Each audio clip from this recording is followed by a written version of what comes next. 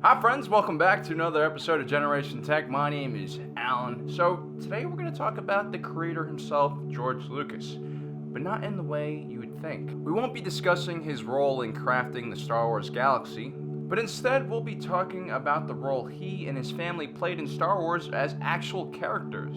Creators like Stan Lee and Albert Hitchcock often made cameos in their own work, but these were usually just small Easter eggs for their fans to find. George Lucas's character has a whole backstory dedicated to him, along with some pretty cool action sequences. He plays a Pantoran called Baron Notluswiski Papanoida. The Baron had several children, including Papanoida, who is based on his real-life son Jett, Eekway, who is based on his daughter Katie, and Amanwe, who is based on his daughter Amanda.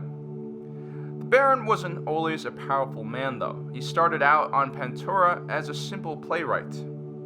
Wait, what if all the Star Wars films were just plays written by the Baron as historical dramas?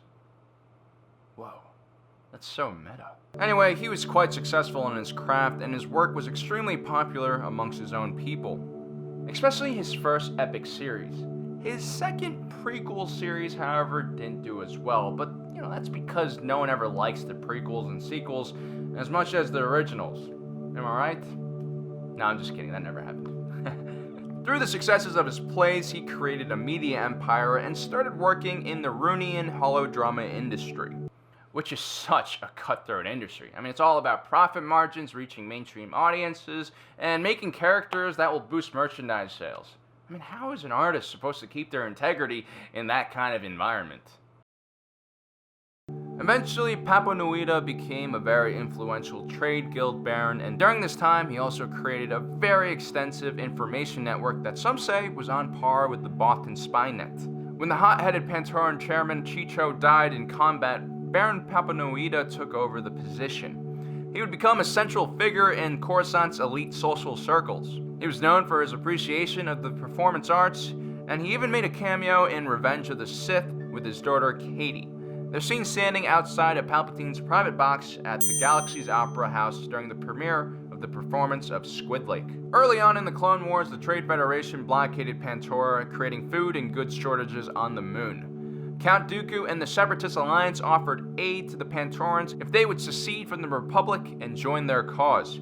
Baron Papanoida and Pantoran Senator Rio Chuchi saw through Dooku and the Trade Federation's thinly veiled plan to coerce the Pantorans into secession. But their people were growing impatient and running out of supplies. Unrest and calls for secession became stronger as the Republic seemed incapable of breaking the stalemate. Despite this all, the Pantorans remained loyal to the Republic, so the Trade Federation pursued alternative ways to get what they wanted, which meant kidnapping the Baron's daughter. As Chi and Che returned to their apartment one night, they found the power had been cut and the room completely dark. Che, who is based off of Amanda Lucas, who is an MMA fighter in real life, naturally bashes one of the bounty hunters with a small icon statue before she is shot with a stun round.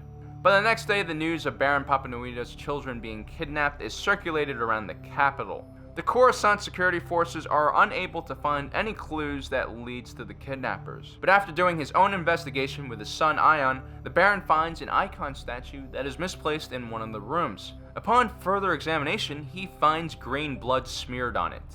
After running a quick analysis on the blood, he finds it's none other than the Rodian bounty hunter, Greedo. What can I say? It's a small galaxy. The Baron and Ion quickly travel to Tatooine to find the kidnappers. They confront Greedo and Mos Eisley and find out that Chi is being held at a nearby bar. They get into a nasty shootout, and surprise, the Baron is a remarkably capable gunslinger and quite handy wielding dual blasters. Not gonna lie, George, that's pretty badass. The Lucas family guns down every patron in the bar and heads back to Coruscant. What a lovely way to spend time with the family.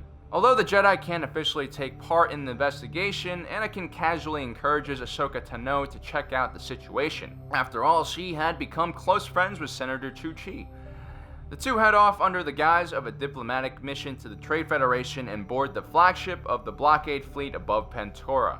They manage to infiltrate the ship's brig and recover Che from one of the cells. Senator Chuchi confronts the Federation leader aboard the ship and threatens to tell the Senate about the kidnapping. That is, unless they lift the blockade of Pantoran, which is exactly what happens. The Baron would continue to serve as the chairman of Pantoran and as an intelligence agent for the Republic. Some would go on to question his allegiance and describe the man as a profiteer, only loyal to himself. But to be honest, they probably just didn't like the prequel trilogy. During the transition to the First Galactic Empire, Papanoida remains an outspoken critic of Palpatine. Using a spy network, he helps gather information for senators who are also against the Chancellor. But the Baron was smart enough to not carry out any overt political actions against the Chancellor, which means he never joined the delegation of 2000. Therefore, when the Galactic Empire finally rose, he was able to maintain his position, although any real powers he had were stripped away by the Emperor. What a cool story. If I was George Lucas, I'd probably do the same thing. I'd definitely insert myself into the Star Wars galaxy. I'd make myself a Mandalorian bounty hunter with a heart of gold who, on the side, ran a small HoloNet show about his favorite holodrama franchise. Anyway guys, what would you do in Lucas' situation? Would you create a character based on yourself? If so, what would that character be like? Let us know in the comment section below, and don't forget to subscribe and hit the notification button so you know exactly when we upload a new video. Thanks for joining us, and as usual, if you're watching this, you are Generation Tech.